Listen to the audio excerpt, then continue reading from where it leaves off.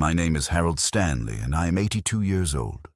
I've spent most of my life in the same brick house on the edge of Pittsburgh where the birds still nest in the eaves and the maple trees out front turn the brightest amber each October.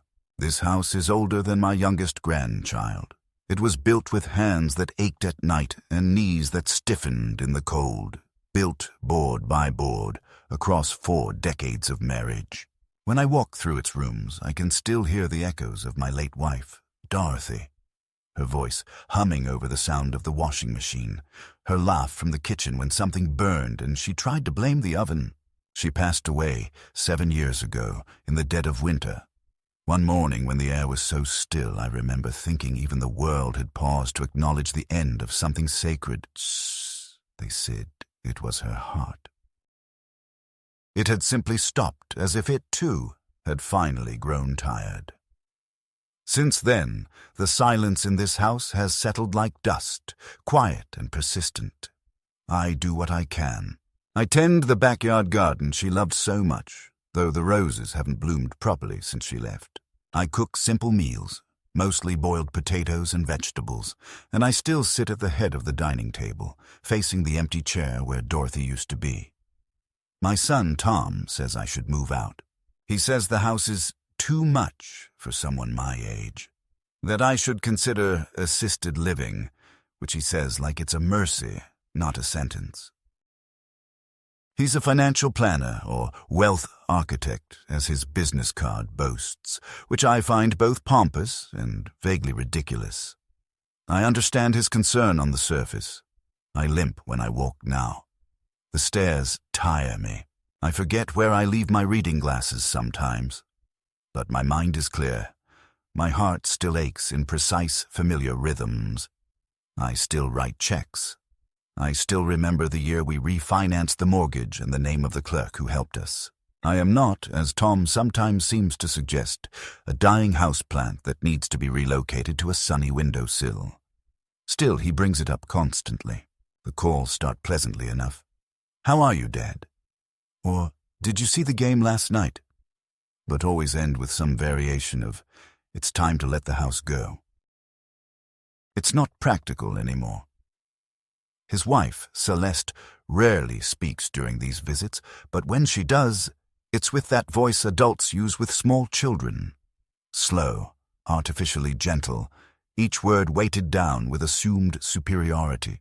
"You must be so tired taking care of this place all by yourself," she cooed once, her eyes already darting around the living room as though measuring the space for resale.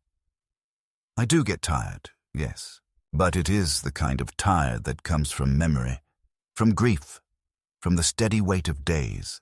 It is not the kind of tired that makes me ready to surrender everything I've built to people who barely visit, unless there's paperwork to sign. I see them, Tom, Celeste, my 2 grandkids, maybe twice a year now. Usually Thanksgiving and one summer weekend if someone remembers. They sit stiffly on the same couch Dorothy once stretched across during rainy afternoons. They sip their drinks and ask polite questions about my health, and I answer as honestly as I can, without revealing the creeping fear that sometimes, in the middle of the night, I forget what Dorothy's voice sounded like. The grandkids, Austin and Bree, are teenagers now, glued to their phones, smiling at me out of obligation.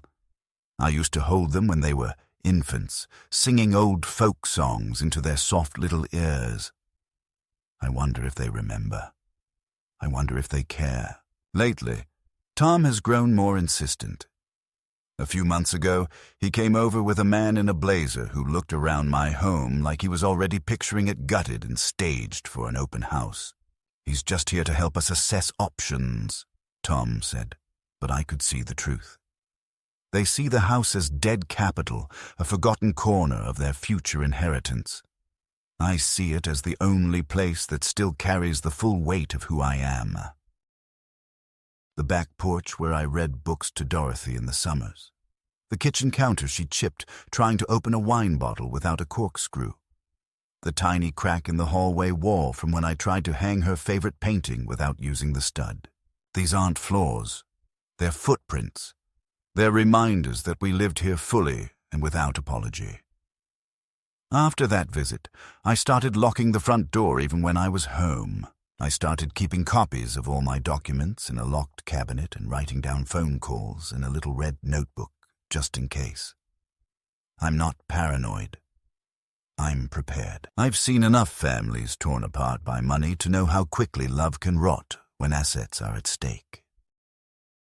I never thought it would happen in mine, but then again, I never thought my son would look me in the eye and say, "Dad, you don't really need this house anymore, do you?"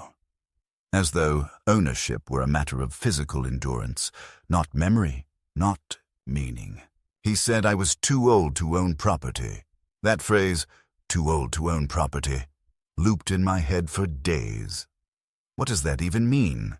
Is there an expiration date now on dignity? A shelf life on autonomy? I built this house when I had nothing but calluses and dreams.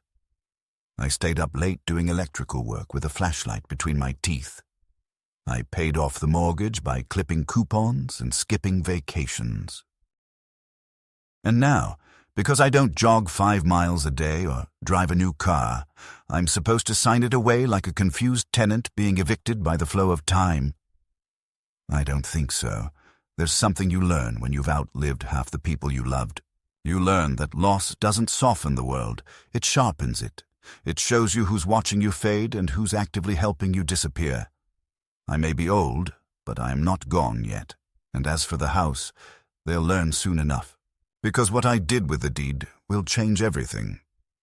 It started with a clipboard and a plastic smile. One Saturday morning, I opened the door to find Tom standing beside a man in a crisp shirt and tie, who introduced himself as Zach from Estate Solutions, though he said it with the cadence of someone reciting a name for the 100th time. Tom grinned like a salesman, too pleased with his own pitch. "Dad, we're just exploring possibilities," he said, stepping inside without waiting for an invitation. Zach followed, already scanning the house like he was cataloging it in his mind. Square footage, natural lighting, resale potential. He commented on the original character of the wood paneling, which I knew was code for needs updating. Tom said they were looking into maximizing the home's market value before it declines any further, which sounded like I was a leaking roof or a bad water heater. I stood in the middle of the living room, hands in my pockets, trying not to show how hard my heart was pounding. They walked through the house together as if I weren't there, making notes on a clipboard, speaking in hushed tones that barely masked their excitement. I caught snippets: great layout, flip potential, hot market, and Tom nodding like this had all been settled. I didn't say much. I couldn't. I was afraid that if I opened my mouth, what would come out wouldn't be words but a howl of betrayal. Tom had mentioned selling the house before, but never like this, never with some broker already measuring the walls. At one point, Zach asked me, almost casually, if I'd ever considered moving to a senior community. Some of them have amazing social programs these days, Mr. Stanley. Movie nights, shared dinners. You might really enjoy it. He smiled as if he had just handed me a gift. I said nothing. I just looked at him, and something in my stare must have registered because he quickly excused himself to check the basement layout. When Tom and I were alone again, he finally got to the point. He sat across from me at the kitchen table, the same table where he used to eat peanut butter sandwiches after school and tell me about his spelling tests. His voice was calm, rehearsed. "Dad, you know we're only thinking about what's best for you. You're in this house alone. It's too much. It's not safe. What if you fall? What if something happens and no one finds out for days?" He leaned forward. "I've already spoken with a few buyers. Interest is high. If we act fast, we can get you a good place at Fairview Residence and still have enough left over to put some money aside for your care." I stared at him, trying to process what he'd just said. Fairview Residence. That was a facility. A clean, quiet, managed facility where people were slowly forgotten. He kept talking, faster now, like someone who knew he had to say everything before I could stop him. "Look, I've already drafted some of the paperwork. It's all standard. Just transfer of ownership and temporary power of attorney so I can handle the details. It's easier if I sign for you while we get the timing right. You wouldn't need to deal with the headaches." We'd take care of everything. And then he pulled out a manila envelope. Just like that. Slid it across the table like it was a birthday card. "If you want, we can go over it together. You can take a few days to think. No pressure." I didn't touch the envelope. I just looked at it. I remember thinking how heavy it suddenly felt in the room, how those papers, whatever they said, carried the weight of everything Dorothy and I had built. Not just a house, but a life. A home where we raised a son who now sat across from me, speaking in the language of transactions. I told him I'd think about it. He smiled and said that was fine, that he was proud of me for being open-minded. And he left, humming as he went out the door. But the moment it closed behind him, I picked up the envelope, walked to the kitchen, and slid it into the freezer behind the bag of frozen peas. I didn't want it near me. I didn't want its presence in my home. I stood there for a long time, hands shaking, staring at that door. I realized then what had changed. Tom wasn't asking anymore. He was assuming. He had already decided. That night, I couldn't sleep. I kept seeing Dorothy's face in the hallway, hearing her voice in the garden. She would have known what to do. She always had a clarity I lacked when it came to people. She used to say, "Tom has your ambition, but none of your fear. That's dangerous." I didn't understand it back then. Now I did. He wasn't trying to help me. He was trying to eliminate an obstacle. I was no longer a person to him. I was a complication in a financial equation. I was the line item standing between him and a liquidity event. The next day, I called an old friend of mine, Alan Becker, a retired lawyer who'd helped me with Dorothy's will. I asked if he had time for coffee. When I arrived at the diner, he looked up from his crossword and saw something in my face that made him fold the paper instantly. "What's going on, Harold?" I slid the envelope across the table. He opened it, brows furrowing as he read through the dense legalese. After about 10 minutes, he leaned back and exhaled sharply. "Jesus," he said. "He's trying to get you to sign a full transfer of title and durable power of attorney in one go. If you signed this, he could sell the house without asking you, take the money, and legally move you into a facility without your consent." I stared at him. "And you'd have no legal recourse," he added. "Because you'd have signed it all away." I felt something rupture inside me. Not pain, not sadness. Something colder, a severing. "What can I do?" I asked. Alan looked at me for a long moment. "First, don't sign a damn thing. Second, you need to put some protections in place. Have you considered creating a trust? One that holds the house in your name with specific terms of transfer after your death?" I shook my head. "Let's do that," he said, pulling out a pen. "And Harold, don't tell Tom a thing. Let him keep thinking you're the old man who doesn't read the fine print." That was the moment everything shifted. I went from being the prey to preparing my defense. I would protect what was mine, not out of spite, not out of vengeance, but out of principle. I wasn't going to let my son sell off my life like used furniture. I wasn't going to let him turn the last chapter of my story into a transaction. He thought he could corner me with legal documents and soft threats. He didn't realize that old doesn't mean powerless. It means patient. And patient men, when pushed, can become precise. I went home that afternoon and pulled the envelope from the freezer. I set it on fire in the backyard grill, watched it curl into ash, and felt something almost like peace settle in my chest. Tom thought I was too old to own property, but he'd soon find out that I was still sharp enough to rewrite the ending. And when the time came, it wouldn't be me signing papers in confusion. It would be him, staring at a deed he didn't know I'd changed. For the next few weeks, I played the role Tom expected of me.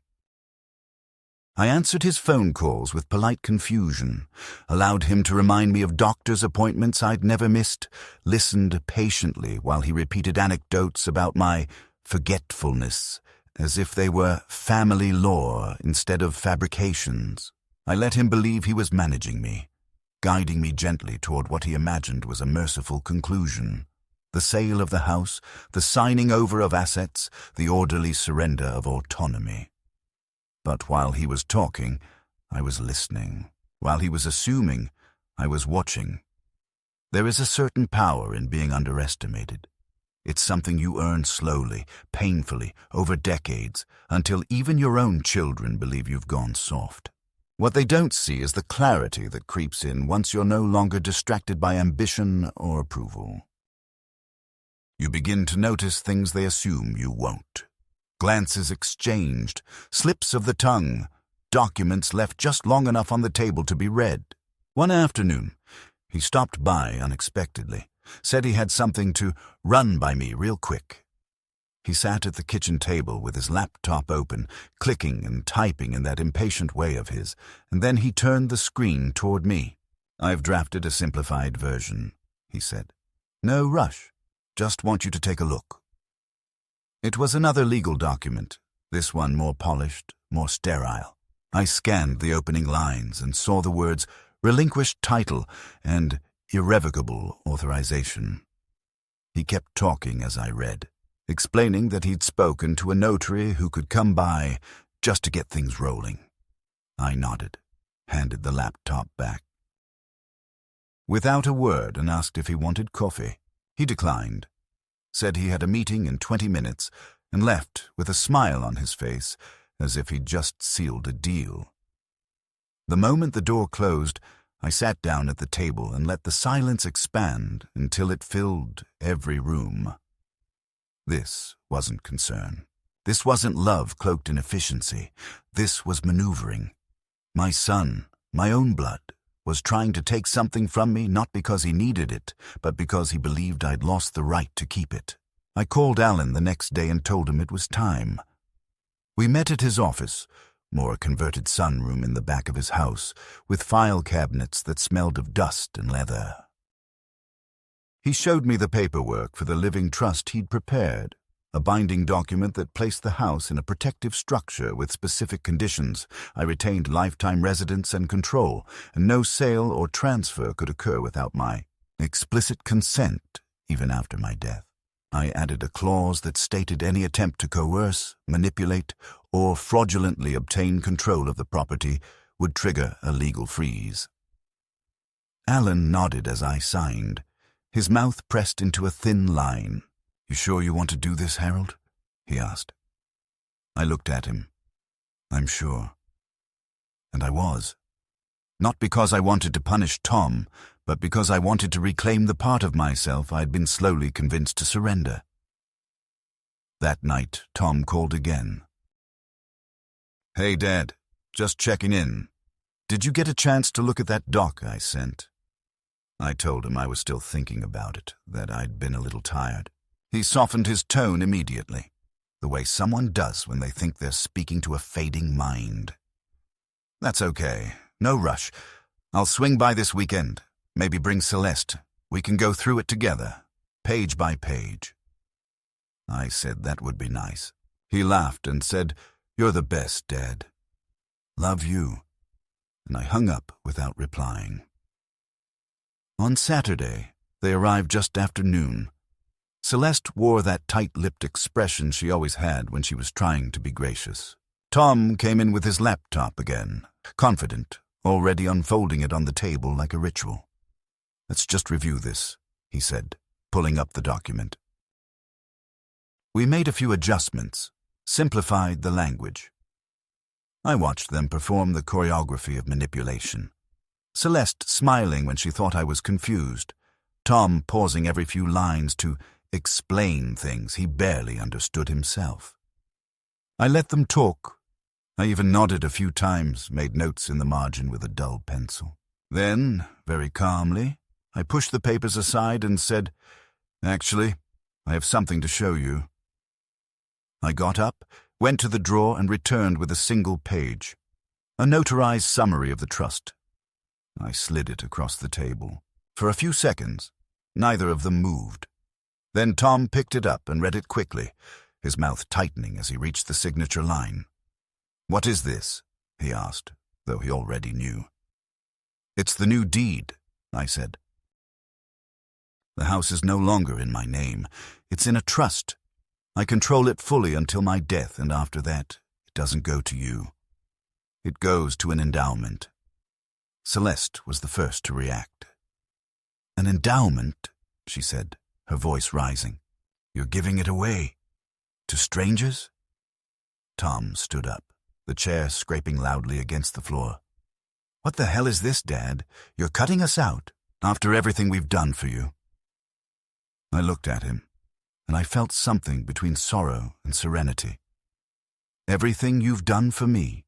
I asked quietly. "Like trying to trick me into signing away my house. Like assuming I'm too stupid to know what a power of attorney does." He didn't deny it. He just stood there, fuming, his hands clenched. Celeste reached for his arm, tried to calm him, but he pulled away. "You're senile," he said. "You don't even know what you're doing. This is elder abuse, against yourself." I almost laughed. Not because it was funny, but because it was pathetic. "No, Tom," I said. "What you tried to do is elder abuse. What I'm doing is protecting myself. You made this happen. You showed me who you were, and I believed you." The silence that followed was thick and awkward. They left soon after, Tom muttering that he'd see me in court, Celeste avoiding my gaze.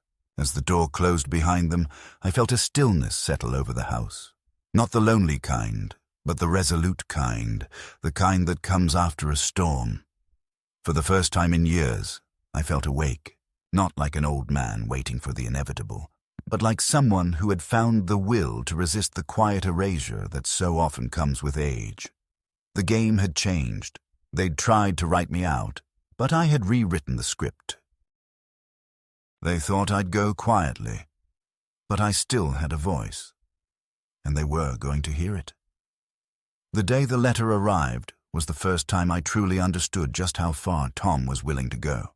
I had been pruning the hedges in the front yard, something Dorothy always insisted gave the house a face worth coming home to, when I noticed the envelope sticking out from the mailbox. Thick, official-looking, with a return address I didn't recognize. It wasn't from a bank or a friend or a charity. It was from the county court, and my name was printed in full across the front in that cold, mechanical font that always seems to mean bad news. I took it inside, washed the dirt from my hands, and opened it at the kitchen table with the same uneasy care one might use to uncover a wound. The language was clinical, almost brutal in its detachment. A petition for guardianship, citing diminished cognitive faculties, potential self-harm, and inability to manage financial affairs. The petitioner, Thomas Stanley, my son. He had actually done it. He had filed to have me declared legally incompetent. At first, I thought I was misunderstanding. I reread the letter twice, then a third time, each pass confirming what I desperately didn't want to believe. My own son had gone to court behind my back and presented a case that I was mentally unfit to care for myself, that I posed a risk to my own well-being, and that as such, he should be granted full authority over my personal and financial decisions. I had expected pushback after I created the trust, maybe some threats or harsh words. I had not expected a formal assault on my personhood. It wasn't just about the house anymore. It was about erasing my voice, turning me into a ward of someone who had already decided I was disposable. I sat there at the table for a long time, the sun shifting across the floor in long, creeping shadows, and I remembered when I used to carry Tom on my shoulders through the park, his laughter spilling over me like sunlight, his little hands tangled in my hair. How do you reconcile that boy with the man who would stand in front of a judge and declare you unfit to live?" I called Alan immediately. He answered on the first ring, and I didn't even say hello. I just read him the first paragraph of the letter. He listened silently, then said in that steady voice of his, "We'll fight this, Harold, but you have to be ready. He's playing hardball now."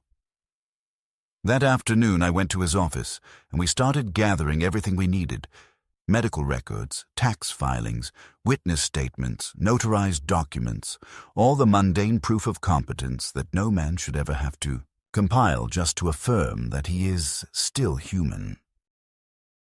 Alan arranged for an independent psychological assessment, and I sat through it like a man on trial for his own sanity. I answered every question, repeated every pattern, completed every test, not with nervousness, but with rage burning beneath my composure. I wasn't going to give them a single crack to exploit. A week later, I received another envelope, this one from Tom's attorney. Enclosed was a settlement offer, proposing that I voluntarily transfer financial authority to Tom in exchange for a comfortable transition to assisted living and a modest monthly allowance. They framed it as a kindness, a compromise to avoid further legal action.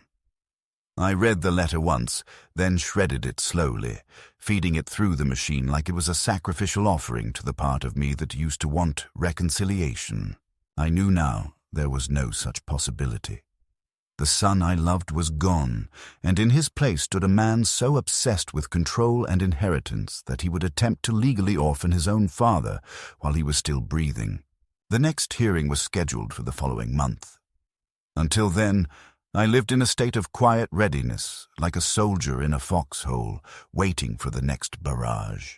I still watered the garden, still read my paper, still wrote letters to my late wife, but everything was tinted now with the knowledge that I was being hunted.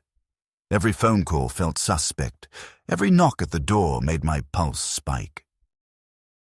I began to record conversations. I backed up every document.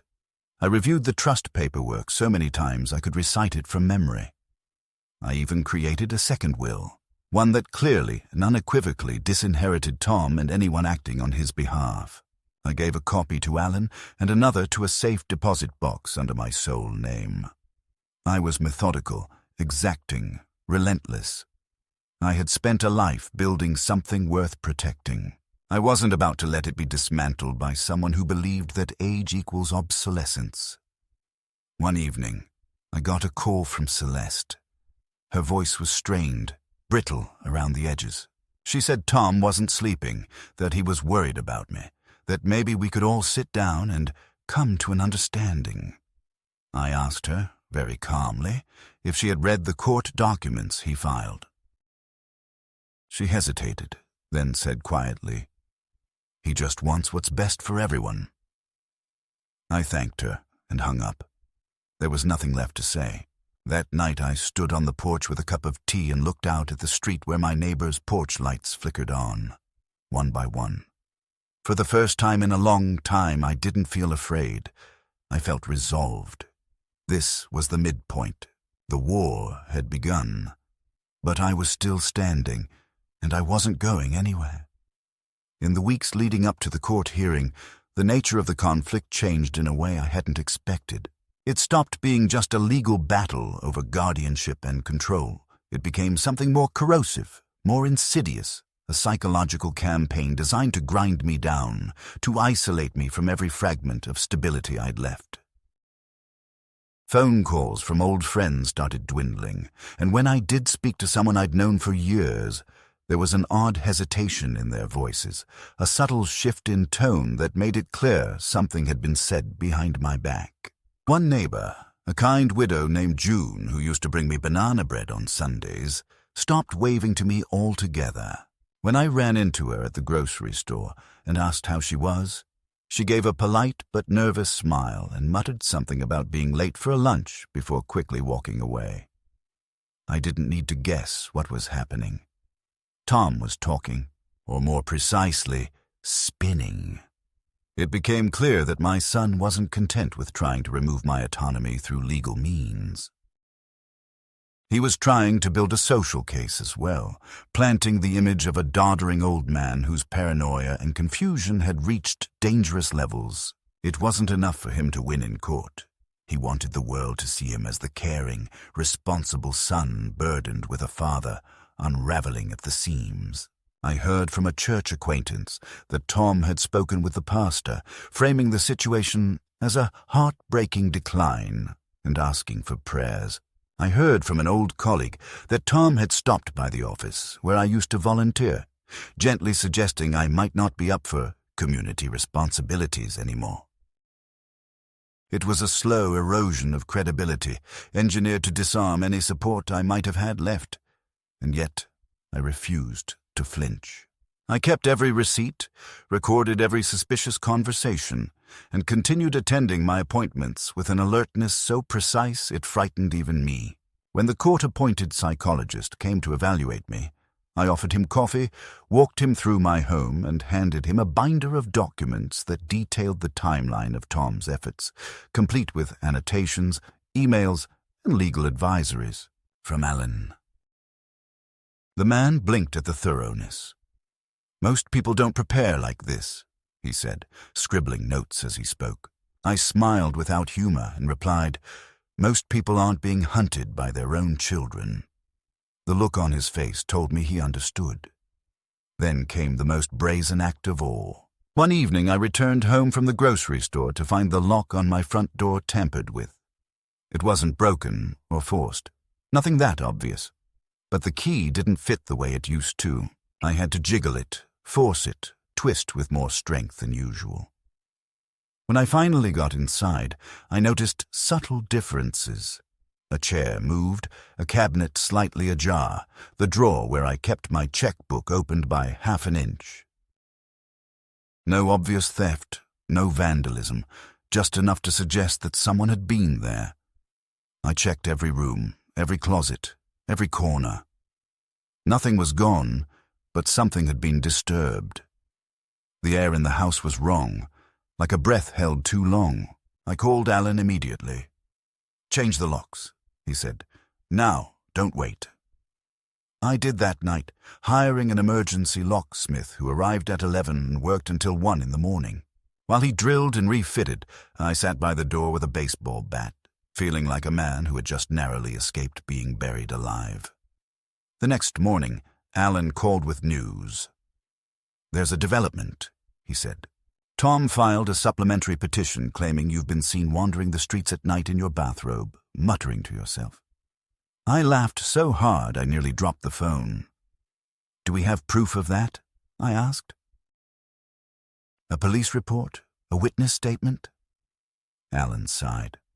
"No, but it's been submitted to the court as supporting testimony. It's hearsay, but damaging if believed." My smile faded. I realized then that Tom didn't need to prove anything definitively. He just needed to raise enough doubt. Make the question seem credible. Plant the seed. Let it grow.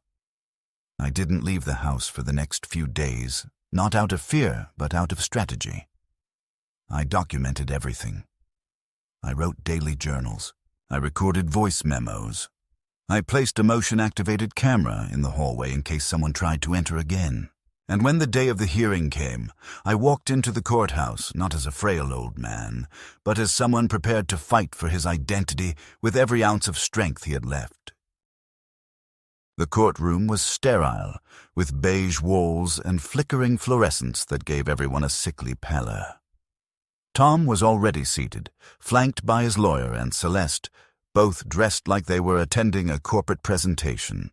I nodded at him when I entered. He didn't nod back. The proceedings began with the judge, a woman in her 60s with sharp eyes and a clipped voice, asking both sides to present their positions. Tom's lawyer went first, painting a portrait of a concerned son watching his father decline rapidly, stories of forgotten stove burners, misplaced medication, rambling phone calls, and late-night wanderings. "Mr. Stanley has become increasingly erratic," the attorney said, voice smooth and solemn. "This petition is not about control. It's about safety." Then he sat down, visibly pleased with his performance.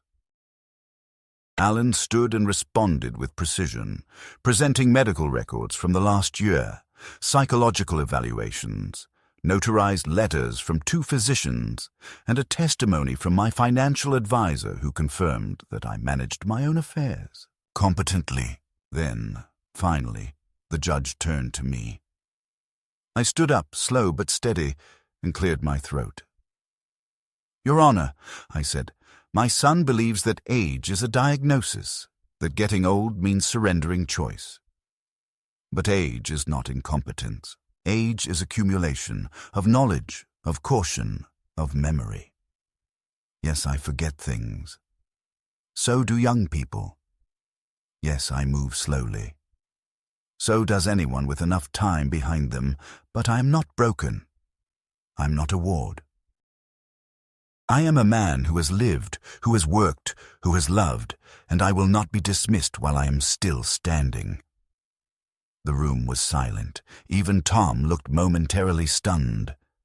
The judge asked a few questions. I answered clearly, confidently.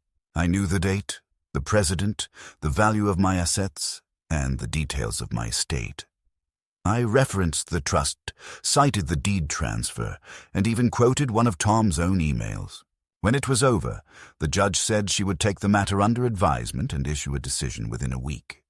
I thanked her, gathered my papers, and left the courtroom without looking back. 2 days later, the court ruled in my favor. The petition was denied, citing insufficient evidence of cognitive decline and clear documentation of independent function. Tom was ordered to cease all attempts to act as guardian without further court approval. It was a victory, yes, but it felt more like an armistice than peace. Because I knew, deep down, that Tom wasn't done. People like him don't stop, they regroup, and I, an old man maybe, but not yet defeated, began preparing for the next strike. Because if he came for me again, it would be war. And this time, I'd take everything. The house, the money, the name, and the last illusion that family, by blood alone, entitles anyone to ownership of another man's life. After the court's decision, I thought there might be a moment of silence, a brief lull in which Tom would retreat, lick his wounds, perhaps even reflect on the magnitude of what he had tried to do. I was wrong. The silence that followed was not an end, but a recalibration. And I knew that if I waited for him to come again, it would be with more cunning, more desperation, and fewer traces of shame. So I didn't wait. I struck first. I reached out to a real estate firm through Alan's contact, a woman named Marlene Page who had been in the business for over 30 years and had seen her share of family wars disguised as property sales. She met me with a firm handshake, sharp eyes, and a quiet understanding that needed no explanation. "We don't just sell houses," she said. "We close chapters, and we open new ones." I handed her the trust documentation and told her I wanted to initiate the process to liquidate my share. "Or the whole property, if possible," I added, "even if they don't consent." She looked over the deed, nodded slowly, and said, "They may scream, but they can't stop you." Within a week, the property had been formally appraised and a listing prepared, though for legal reasons it required formal notification to the other co-owners, Tom and Celeste. The notice was sent via certified mail, as required. I knew what would come next: rage, accusations, calls I wouldn't answer. But I had waited long enough. I had spent years trying to be patient, generous, forgiving. I had opened my door to a son who saw me as nothing more than a future estate. I had signed checks when I should have asked questions. Now, all that remained was to act. On the 3rd day after the letter was delivered, Tom showed up at my front door, unannounced. I watched him through the glass for several minutes before I opened it. His face was flushed, his hands trembling, not with grief or sadness, but fury. "What the hell is this?" he said, holding the letter in one hand, crumpled and sweat-stained. "You're trying to sell the house. You want to force a sale." I said nothing for a moment, then calmly replied, "It's my house too. A third of it at least. You told me I was too old to own anything. I'm simply proving you wrong." He looked at me like he didn't recognize the man standing in front of him. "This is insane. You'll destroy everything. Bree's college fund, our mortgage. You want to humiliate us?" I shook my head. "No, Tom. I want to end the illusion that you've earned any of it. That house was bought with my money, my name on the loan, and promises you never intended to keep. I waited years for you to treat me like family. Now I'll settle for you treating me like a legal equal." He stepped forward, invading the threshold. "You don't know what you're doing," he hissed. "You'll regret this." I stepped back, not in fear, but in disgust. "I regret trusting you. That's the only thing I regret." Then I closed the door slowly, gently, not with the force of anger, but the finality of a man who no longer considered what stood outside to be his concern. The next day, his lawyer called Marlene, trying to threaten, then delay, then plead. She referred him to the documents, the trust, the court's ruling. 2 weeks later, they still hadn't responded with consent, so Marlene initiated legal proceedings for a forced partition and sale. I knew it would take time, but that time was mine now. In the meantime, I moved forward with another step in the plan I'd quietly nurtured for months. I petitioned the DMV for ownership transfer of the red SUV Tom had parked in my garage for over a year and hadn't moved. On paper, I was still co-owner. In practice, it was abandoned property on my land. After filing the right forms and waiting out the 30-day period, the car was legally mine. I sold it to a used dealer for a fair price and deposited the check into my personal account. The total was almost $40,000. Not bad for something Tom had probably forgotten even existed. A week later, I walked into the bank and formally closed the joint account Tom and I had opened years ago. Originally set up to cover emergencies and now long misused by him to siphon money with quiet entitlement. The account held $27,000, all accumulated from deposits I'd made month after month without a single thank you. I transferred the entire balance to my private account and signed the necessary forms. The banker looked at me and said, "Mr. Stanley, are you sure you want to do this? Once it's closed, you can't reopen it." I looked her in the eye and said, "That chapter's already closed. Now I'm just making it official." But the true climax came when Marlene called me to say she had found a buyer for the house, an eager one who offered above the estimated market value and who was willing to proceed even with the partition lawsuit still pending. "They want to close within 45 days, she said. "We can push forward unless your son files an injunction." I told her to proceed. The next day, Tom's lawyer tried exactly that, filing a last-minute claim that I was mentally unfit to sell property. It was a desperate echo of the guardianship petition, already ruled on and dismissed. Marlene sent the judge the previous ruling, the psychological evaluations, and a transcript from the earlier hearing. The judge denied the injunction within hours, and that was the moment it all broke open. Tom called me. For the first time in weeks, his voice wasn't angry. It was desperate. "Dad, please," he said. "We can fix this. Just stop the sale. Give us a chance. Don't ruin everything." I listened, silent. Then I asked, "What exactly am I ruining, Tom?" "The house you tried to steal. The life you tried to erase. You're lucky I'm only taking what's mine, because if I took what I deserved, there'd be nothing left for you." The line went quiet, and then he said, "You're going to die alone, you know. You'll sit in that house and rot, and no one will come." I almost smiled.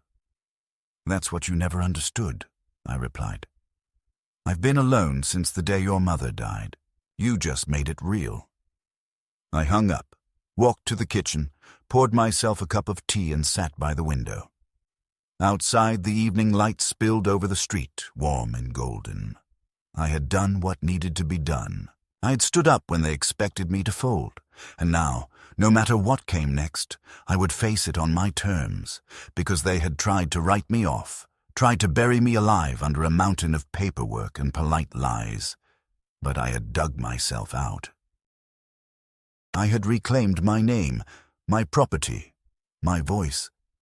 And if that made me the villain in their story, so be it. I would rather be the villain with dignity than the father who was quietly erased. The house would sell. The money would be mine. And Tom would learn that age may dull the body, but it sharpens the soul. And I, Harold Stanley, was not done yet. The house sold in late spring, during one of those strange weeks when Pittsburgh forgets it's a gray city and the sun spreads itself wide across every roof and window pane like a second chance. Marlene called to confirm the transfer had gone through and the funds were safely in my account. I thanked her, not with the exhilaration she might have expected, but with the quiet gratitude of a man who has finally turned the last page of a long, painful chapter. The new owners, a retired couple from upstate New York, sent a letter thanking me for keeping the soul of the house alive. I didn't reply. The house didn't belong to me anymore, and neither did the memories inside it. I had taken what I could carry, and the rest I left behind like shed skin. I moved into a modest apartment on the other side of town, nothing grand, just 2 rooms, a balcony, and a quiet view of the park. I filled it with only what mattered. A few photos of Dorothy, my books, the old wooden clock she loved, and the letter my grandson Austin had once left under my pillow when he was 10, written in crooked letters that said, "You're the strongest man I know." That paper, worn and folded 100 times, still lives in the drawer of my nightstand. I haven't spoken to Austin or Bree since the final fallout with Tom, though I've heard through whispers that Bree asked her mother if she could write to me and was told no. That hurt, more than I expected, but I've learned that pain, at my age, is like weather. You can't stop it, but you learn which coats to wear. Tom hasn't contacted me since the sale closed. No letters, no phone calls, not even the performative outrage I thought might follow. It's as if I've been cut from the family ledger, a name no longer spoken aloud. And strangely, that silence, once terrifying, now feels like relief. When people ask, I say my son lives in another state, which is true in every sense that matters. I sometimes wonder if he regrets it, if late at night he hears my voice in the corners of his conscience. But then I remember the cold efficiency of his actions, the calm he maintained while trying to reduce my life to a transaction. And I know there is no regret in him, only hunger. You don't negotiate with hunger, you starve it. With the proceeds from the house, I did something unexpected. I created a small private foundation in Dorothy's name, the Dorothy Stanley Shelter Trust, meant to support elderly individuals at risk of homelessness due to family neglect or financial manipulation. Alan helped me with the paperwork, and we funded the first 5 grant recipients within a month. The stories they sent me, of children who emptied savings accounts, of nursing homes forced upon them without warning, of lives reduced to storage bins and hospital beds, confirmed what I had feared.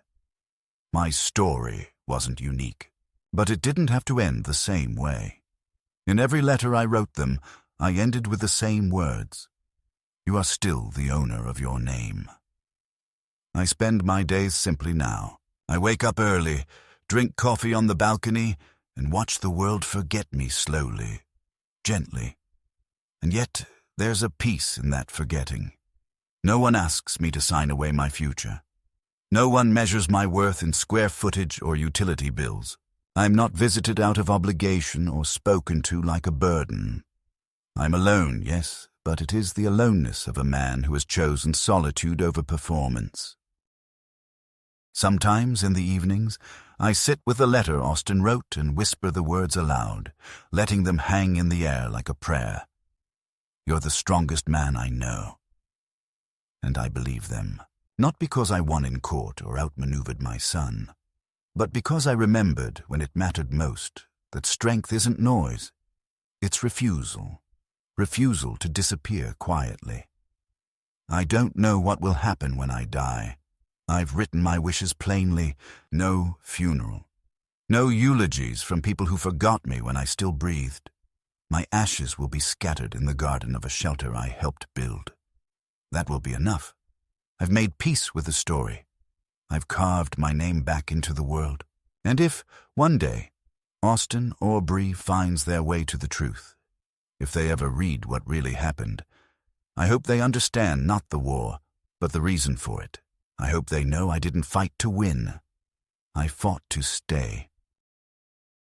Because no one, not even your own child, has the right to erase you before you're gone.